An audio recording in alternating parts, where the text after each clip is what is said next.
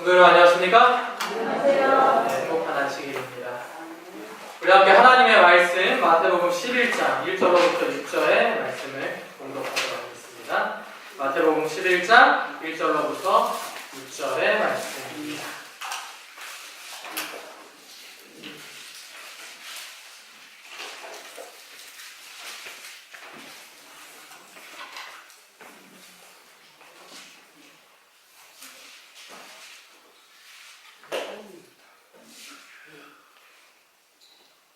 찾으셨나요? 네. 제가 홀수절 읽으면 짝수절을 함께 공독해 주시면 감사하겠습니다.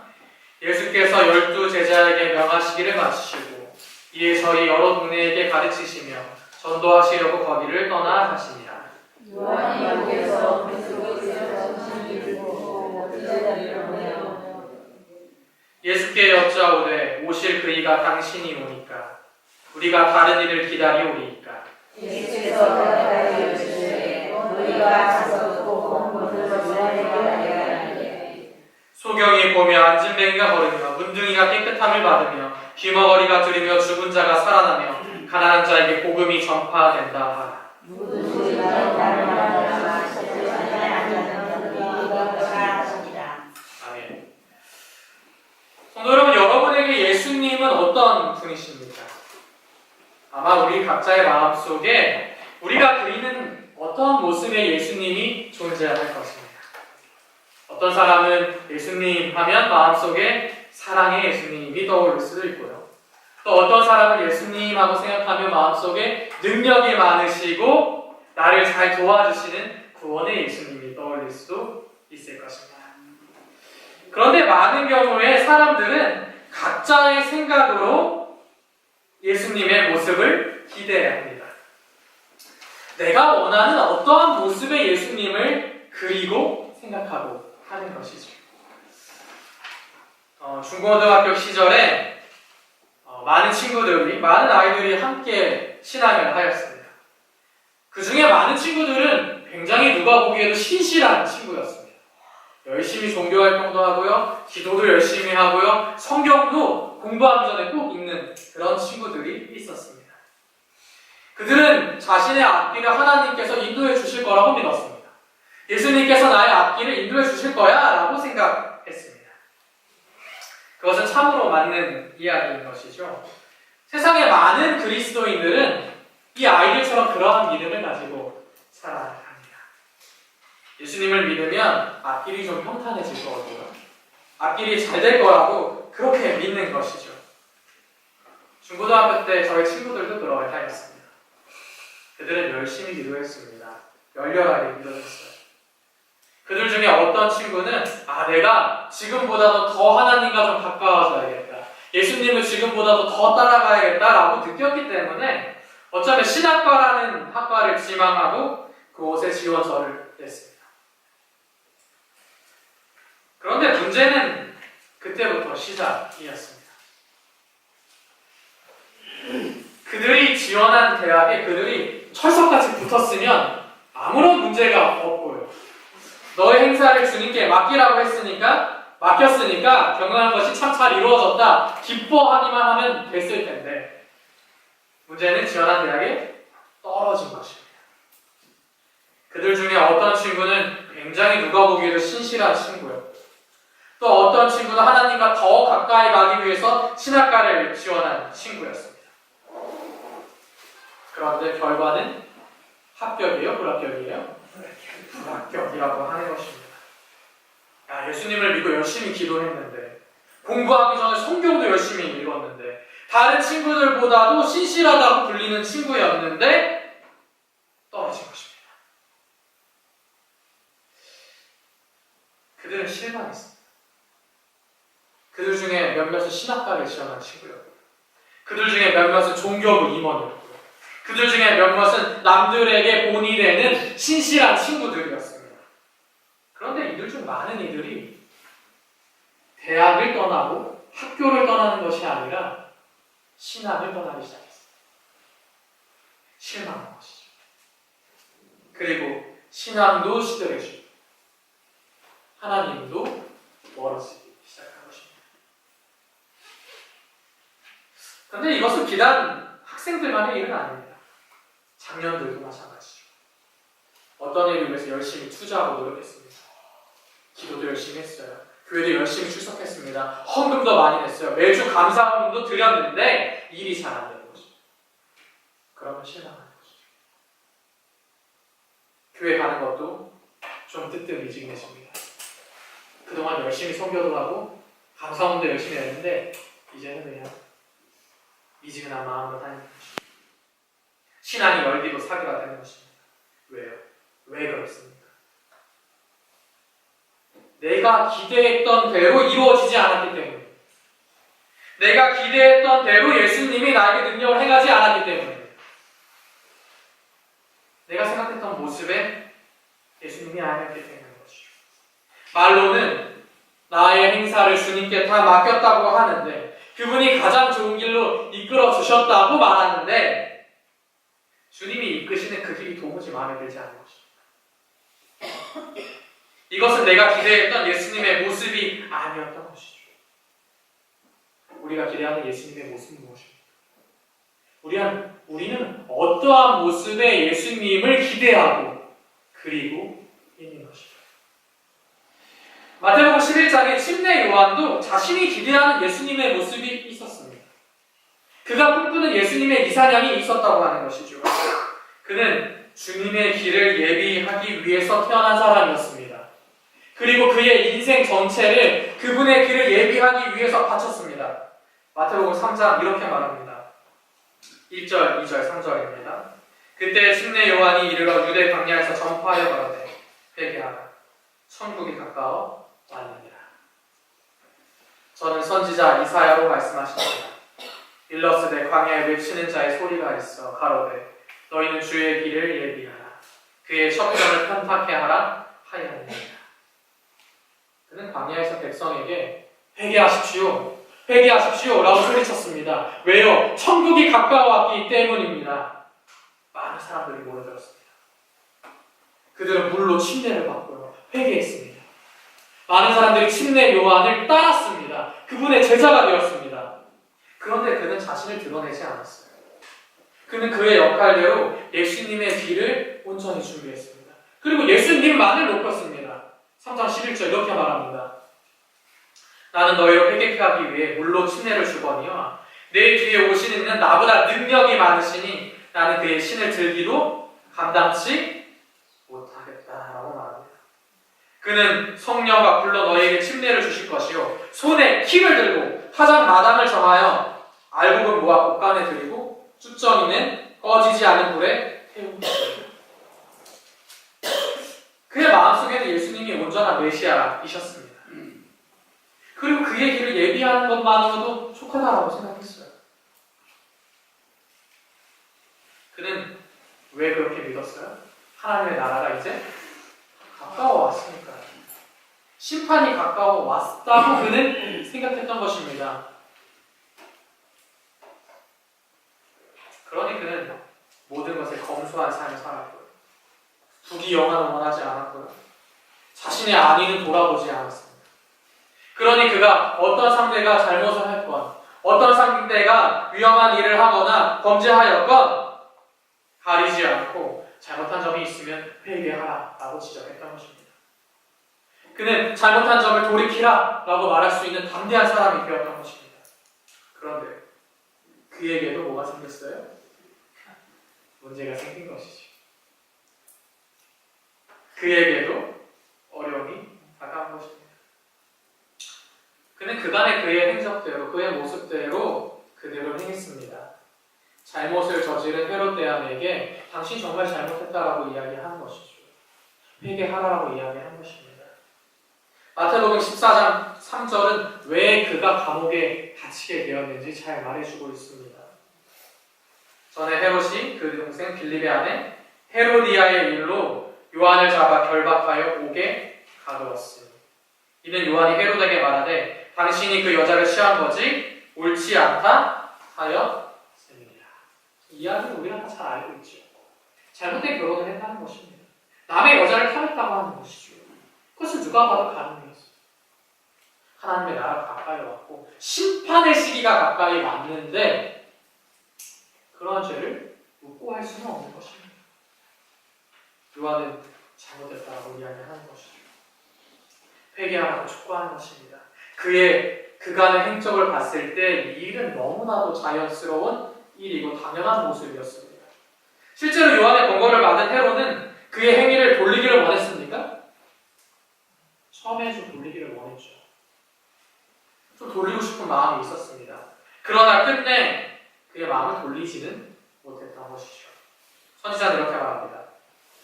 헤롯이 요한을 의롭고 거룩한 사람으로 알고 두려워하여 그의 말을 들을 때 크게 번민하며 느끼면서도 달게 들으리라. 요한은 헤롯이 그의 동생의 아내 헤로디아와 죄악적인 관계를 맺고 있는 것을 책망하면서 그를 신실하게 대하였다. 헤롯은 얼마 동안 자기를 속박한 정욕의 쇠사슬을 끊어버리고자 미미하게 노력하였으나 그러나 헤로디아는 그를 자기의 올방에 더욱 단단히 묶고 헤롯을 부추겨 요한을 초옥시킴으로써 그에게 복수하였다. 사실 문제는 여기서부터 시작되는 것이에요. 요한은 누가 뭐래도 자신에게 오는 모든 관심을 예수님께 돌리는 그러한 선지자의 모습을 보였습니다. 예수님의 길을 얘기하는 사람의 모습을 보이는 것이죠. 예언대로 오신 메시아, 또 예언대로 그는 메시아의 길을 얘기하였습니다. 왜냐하면 그 자신도 예수님이 세상을 구원할 메시아라고 믿었기 때문입니다. 그런데 그가 믿었던 예수님의 관점은 사실은 예언의 관점과는 조금은 달랐습니다. 그러니 그는 예수님에 대해서 뭐라고 얘기하냐면 성령과 불로 침례를 주신 분인데 키를 들고 알곡과 쭉정이를 가르실 분이라고 이야기하는 것이죠. 그가 예수님에 대해서 어떻게 생각했던지 간에 그는 철저하게 자기를 낮췄습니다. 그리고 예수님을 높였습니다. 그런데 그는 지금 어디에 있어요? 감옥에 있는 것이죠. 감옥에서 있는 것도 억울합니다. 그것을 담대하게 받아들였는데 그런데 그 후에 아무 일도 일어나지 않는다고 하는 것이 그에겐 더 큰 어려움이었습니다. 예수님께서 분명히 메시아로 오셨는데 키를 드셔야 하는데 알곡과 쭉정이를 가려서 알곡은 곳간에 놓고 쭉정이는 태워버리셔야 하는데 아무 일도 일어나지 않는 것입니다. 그러한 심판이 일어나리라고 믿었는데 아무 일도 일어나지 않는 것이죠. 아무 일도 일어나지 않는 것은 그래도 조금 기다려볼 만합니다. 그런데 예수님이 자신의 길을 예비한 요한을 찾아오시기조차 하시지 않는 것이죠. 헤롯은요, 침례 요한을 어느 정도 존경했습니다. 그리고 두려운 마음을 가지고 있었습니다. 백성들이 그를 따르고 존경했기 때문이죠. 그래서 감옥에 갇혀 있다고 할지라도 누구든지 요한을 만나서 이야기하고 제자들도 찾아올 수 있도록 허용했습니다. 그런데 제자들은 여러 번 침례 요한을 찾아오는데 누구는 안 찾아와요? 예수님을 찾아오지 않는 것이죠. 아무 일도 안 일어나는데 찾아오시지도 않습니다. 주님의 왕국에 대해서 설명해 주시지도 않습니다. 기득권 세력들을 몰아내고 로마의 압제를 물리칠 계획조차도 들려주시지 않는 것이죠. 이제 찾아온 요한의 제자들이 먼저 예수님에 대해서 의문을 제기하는 것입니다. 이해할 수가 없는 것이죠. 이제 요한에게 이야기하는 겁니다. 그동안 우리 선생님이 얼마나 예수님을 위하여 자신의 모든 것들을 양보하셨는데 모든 것을 내려놓으시고 예수님을 드높였는데 어떻게 그분은 한 번 찾아오시지 않는 것인가? 아니, 안 찾아오는 것은 그렇다 치고 왜 그분은 심판을 하시지 않는 것인가? 그래, 그 심판은 나중에 한다고 치고 왜 요한을 석방시키려고 하는 어떠한 행동도 어떠한 무리도 모으지 아니하시는 것인가 하는 의문을 가는 것이죠. 그러한 의문들을 찾아오는 제자들은 이제 누구한테 얘기할 수밖에 없어요? 요한에게 얘기할 수밖에 없는 것입니다. 그 서운함을 토로하고 그러한 의문점들을 이야기할 수밖에 없는 것이죠. 그러한 이야기를 계속 들으니 누구의 마음에도 의문이 생겼어요? 심내 요한의 마음에도 의문이 생기는 것이죠. 심내 요한은 이제 이렇게 생각합니다. 아, 이분이 내가 생각했던 예수님이 아닌가? 나의 생각에는 예수님이 이러한 모습으로 좀 나타나셔야 되는데 그럼 이분이 메시아가 아닌가? 하는 혼란이 생겼다고 하는 것입니다. 선지자는 이렇게 말씀하십니다. 제자들은 감옥에 접근하도록 허용되었으며 예수님의 사업에 대한 소식을 그에게 전하고 백성들이 어떻게 예수의 주위에 모여들고 있는지를 말하였다. 그러나 그들이 만일 이 새로운 교사가 메시아시라면 그가 왜 요한을 석방시키기 위해 아무런 노력도 하지 않는지를 의심하였다. 어떻게 그가 그의 충실한 선구자가 자유 그리고 아마도 생명까지 뺏기도록 버려줄 수 있단 말이다. 이러한 의문들은 효과가 없지 않았다. 그렇지 않았더라도 결코 일어나지 않았을 의심이 요한의 마음속에서 일어났다. 사단은 이 제자들의 말을 듣고 또한 그들이 여호와의 사자의 심령에 상처를 준 사실을 보고 기뻐하였다. 주변의 사람들이 이렇게 말하니까 요한도 심령에 뭐가 생겼대요?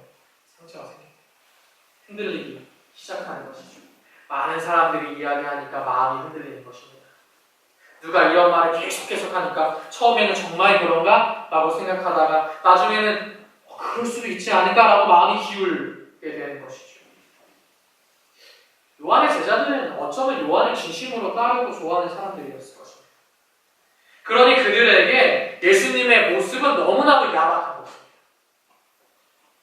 그들이 생각한 그들의 마음속의 메시아의 모습이 아니었다고 하는 것이죠. 그들은 어쩌면 예수님을 야속하다고 느꼈을지 모릅니다.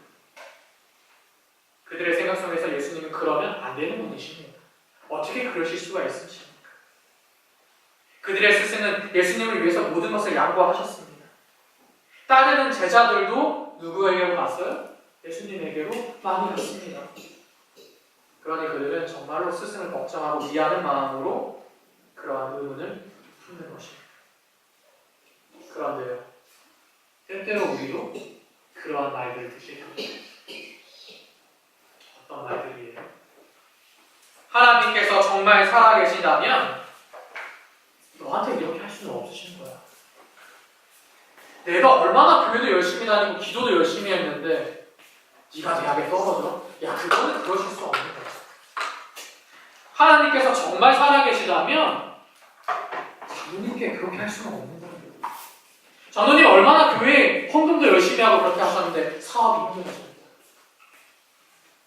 우리는 실제로 우리를 위하는 것 같은 이러한 이야기들을 듣게 됩니다. 아니요, 어쩌면 그 말은 정말로 우리 자신들을 좋아해서 하는 말일 수도 있는 것이죠. 그러나 그러한 말들은 진실입니까? 진실이 아니라고 하는 것입니다. 선지자는 사단이 이 제자들의 말을 듣고 어떻게 했다라고 말합니까? 기뻐했다라고 이야기합니다. 오늘 우리는 사단이 기뻐하는 말을 하고 듣고 있지 않습니까? 이제 요한도 그러한 의문점을 풀어야만 하였습니다. 제자들은 예수님에 대해서 의문을 자꾸 제기하는 것이죠. 자신도 마음에 의문이 생겼습니다. 이제 예수님께 제자들을 보냅니다. 그리고 질문하는 것입니다. 2절입니다. 요한이 옥에서 그리스도께 하신 일을 듣고 제자들을 보내어 예수께 여짜오되 오시리가 당신이 옵니까? 우리가 다른 사람을 기다리옵니다. 그는 깊은 고민에 빠졌습니다. 고민에 빠지면서 들었어요. 예수님이 어떠한 일을 하시는지 들었습니다. 행적에 대해서도 들었습니다. 병자들을 고치신대요. 가난한 자들에게 복음을 전하신대요. 그런데 그분이 세리랑도 함께 하신대요. 그분이 죄인과도 함께 하신대요. 그분이 가난한 사람들과도 함께 하신대요. 그리고 이제 제자들에게 그런 사람들에게 전도하라고 보내셨다고 하는 이야기를 듣는 것입니다. 요한은 너무나도 이상한 것입니다. 정말 이러한 일들을 하는 사람이 메시아인가? 하는 생각이 드는 것입니다. 내가 생각하는 예수님의 모습은 그게 아닌데? 메시아의 모습은 이런 게 아닌데? 하는 생각이 그의 마음속에 떠오르는 것입니다. 이제 정말 예수님께서는 알곡은 들이시고 쭉정이는 태우시고요. 심판을 하시고요. 하나님의 나라를 건설하셔야 되는데 그러한 모습이 없는 것입니다. 그는 어떻게 믿었냐면 정말로 하나님의 심판의 시기에 가까이 왔다고 믿었어요.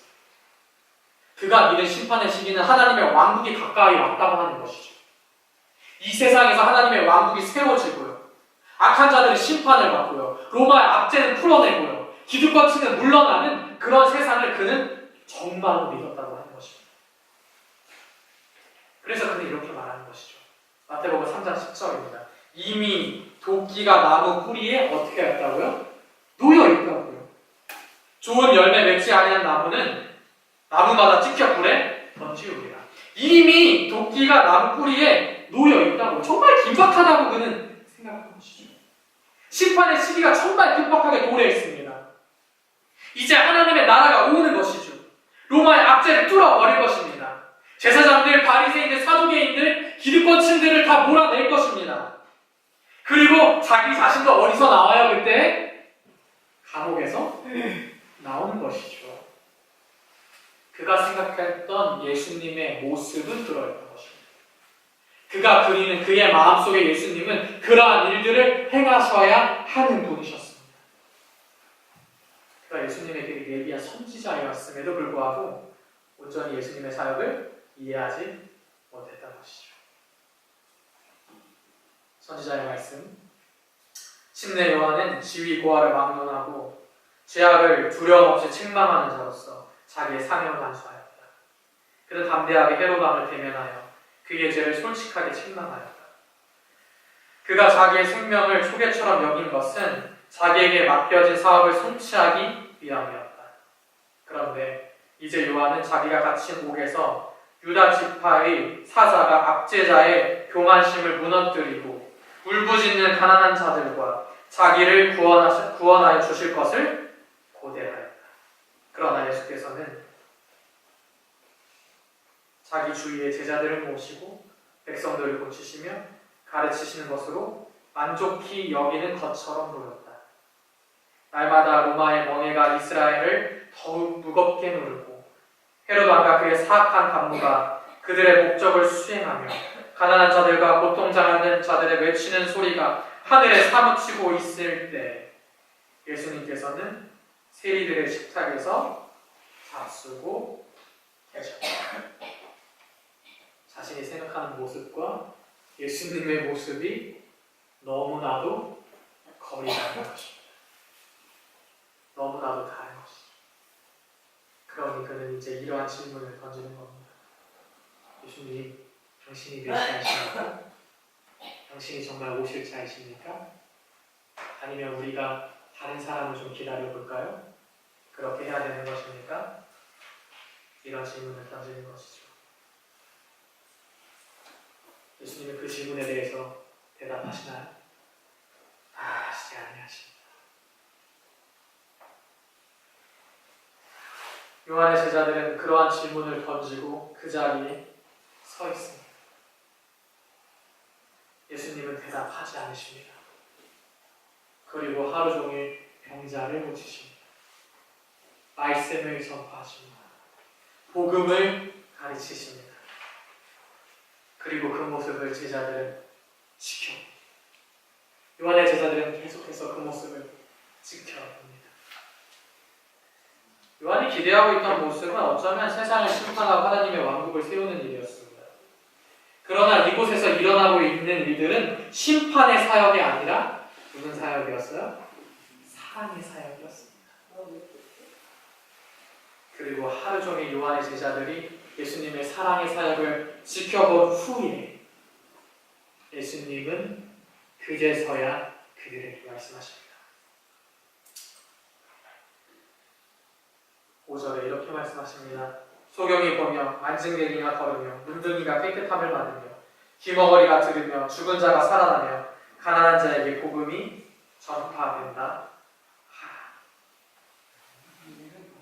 이것이 어쩌면 요한이 그리고 있었던 메시아에 대한 질문, 그리고 요한의 제자들이 그리고 있었던 예수님 메시아에 대한 질문에 대한 그분의 답이셨습니다. 너희가 나를 심판하고 왕국을 이 땅에 세울 메시아로 기대하였겠지만은 나는 너희가 기대하는 모습의 메시아가 아니라 구약의 예언대로 너희의 죄를 대신 지고 너희를 사랑하여 십자가의 죽음으로 너희를 구원할 메시아다 라고 하는 것을 하루 종일 보여주셨습니다. 그리고 말씀하고 계신 겁니다. 이사야 61장 이렇게 말합니다. 주 여호와의 신이 내게 임하셨으니 이는 여호와께서 내게 기름을 부으사 가난한 자에게 아름다운 소식을 전하게 하려 하심입니다. 나를 보내사 마음이 상한 자를 고치며 포로된 자에게 자유를, 갇힌 자에게 노임을 전파하고 여호와의 은혜의 해와 우리 하나님의 신원의 날을 전파하여 모든 슬픈 자를 위로하네. 예수님은 그 이사야에 나오신, 이사야에 예언된 그러한 모습을 그들에게 하루 종일 보여주셨습니다. 너희가 생각하는, 너희가 원하는 메시아의 모습은 아니지만 성경에 예언된 그 모습 그대로, 그리고 때가 되면 세상에 죄를 지고 너희를 죄에서 구원해 줄 메시아가 자신이라는 사실을 보여주신 것입니다. 그것으로 요한은 충분했습니다. 그리고 내 생각 속에 내가 그리는 예수님의 모습에 예수님을 맞춰서는 안 되겠구나 하는 것을 알게 되었습니다. 제자들은 그 기별을 전했다. 그리고 그것으로 충분하였다. 요한은 여호와께서 내게 기름을 부으사 가난한 자에게 아름다운 소식을 전하게 하려 하십니다. 나를 보내어 마음이 상한 자를 고치며 포로된 자에게 자유를, 갇힌 자에게 노움을 전파하며 여호와의 은혜의 해를 전파하며 라는 메시아에 관한 예언을 상기했다. 그리스도께서 하신 일은 자기가 메시아임을 선언했을 뿐 아니라 어떠한 모양으로 그의 나라가 세워질 것인지를 보여주셨다. 오늘 우리가 생각하는 예수님의 모습은 어떠한 모습입니까? 이 땅에서요, 내가 원하는 대로, 내가 계획한 대로 이루도록 도와주시는 분이 예수님이십니까? 예수님은 그런 후에게 모든 제자들에게 이렇게 말씀하십니다. 누구든지 나를 인하여 실족하지 아니하는 자는 복이 있도다. 많은 사람들이 예수님으로 인하여 뭐 한다고요? 실족한다고. 왜 실족해요? 그들이 생각하는 예수님의 모습으로 실족한다고 하는 것입니다. 당시의 유대인들이 그랬듯이, 당시의 제사장들이 그랬듯이, 당시의 바리새인들이 그랬듯이요, 당시의 사두개인들이 그랬듯이 이 세상에서 하나님의 나라를 세울, 정권을 잡을, 로마의 압제를 뚫을 내가 그리는 예수님의 모습으로 사람들은 실족하게 된다고 하는 것이죠. 나만의 예수님을 만들어내고요, 내가 그리는 예수님이 내가 원하는 대로 해주시기를 바라는 사람들은 어떻게 하게 된다고요? 실족하게 된다고 말씀하는 것이죠. 이 실족한다는 단어는 스칸달리게스테라는 단어입니다. 이 단어는 길을 가다가요, 어떠한 장애물에 걸려서 넘어진다라고 하는 것을 의미하는 것이죠. 나의 틀에 예수님을 맞추고 내가 원하는 모습으로 예수님이 되기를 원하는 사람은 결국 그 신앙의 길을 가다가 장애물에 걸려서 넘어질 수밖에 없다는 것입니다. 그러나 온전히 예수님을 의지하고 뭐가 있다고요? 복이 있다. 많은 사람들이 왜 실족한다고요? 그들은 온전히 예수님을 의지하지 못했기 때문에. 그들은 예수님을 온전히 의지한 게 아니라 내가 믿는 예수님, 내가 만든 예수님, 내가 원하는 예수님을 믿었기 때문입니다. 내 소망을 들어주시는 분, 내가 하고 싶은 걸 해주시는 분으로 예수님을 맞췄기 때문에 길을 가다가 신앙의 길에서 넘어지게 되는 것입니다. 요한은 이제야 그 말을 이해했습니다. 그리고 자신을 완전히 그것에 불복시켰습니다. 누구든지 나를 인하여 실족지 아니한 자는 복이 있도다라고 하신 구주의 말씀은 요한에 대한 은근한 책망이었다. 요한은 이 말씀을 간과하지 않았다. 그리고 이제 그리스도의 사명의 본질에 대해서 더욱 명확히 깨달았으므로 그가 살아가던 사업을 최우선 이루기 위하여 살든지 죽든지 자신을 하나님께 굴복하였다. 우리에게 있어서 예수님은 어떤 분이십니까? 내가 생각하는 대로 하는 분이 예수님이십니까? 아니면 그분의 계획 가운데 나를 가장 좋은 곳으로 이끄시는 분이 예수님이십니까? 우리에게 가장 필요하고 좋은 것은 세상의 부귀영화가 아니고요. 내가 생각했던 대로 모든 사업을 이루는 것이 아니고요. 하늘에 있는 하나님의 왕국에 들어가는 것입니다. 비록 세상에서 우리가 요한처럼 세상의 사람들의 눈에 안 좋은 곳에 처할지라도, 세상의 사람들의 평가에 실패하는 사업을 할지라도, 잘 안 풀리는 것처럼 보일지라도, 그러나 주님은 우리를 그분의 계획 가운데서 가장 좋은 길로 이끄시고 계시다는 것을 기억하시기 바랍니다. 주님을 온전히 믿고 의지하는 사람은 실족하지 아니합니다. 그러한 사람에게는 복이 있는 것입니다. 나의 생각에 예수님을 맞추는 것이 아니라 예수님의 계획 속에 나를 온전히 굴복시키는 저와 성도 여러분이 되기를 바라면서 말씀을 드리도록 하겠습니다.